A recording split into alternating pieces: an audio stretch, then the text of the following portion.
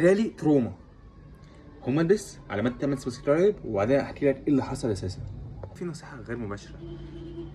دلوقتي انا كنت بتفرج على مسلسل اسمه ميد تيرم، هو بيحكي عن طلاب في الجامعه وكده، وان هي الشله بقى بتاعت الجامعه والجو ده. في علاقات توكسيك جدا هناك، جدا توكسيك بطريقه غبيه فشخ. الشله بدات تموت، ودلوقتي احنا مش عارفين مين التوكسيك اساسا، هي تيا او نعومي.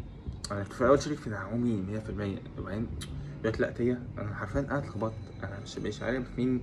انتوا رايكم ايه؟ قولوا لي مين اللي عمل المصيبه دي. بس الفكره ان الحاجات دي في الواقع فعلا موجوده. في شلل في توكسيك، ناس توكسيك بالطريقه دي وبيأذوا بعض. عشان انت فاكر انت هتروح بلاي تكون شلل بقى وصحاب بقى والجو ده، بس أسوأ حاجه، وهتلاقي اكتر خوازيق كلها هناك.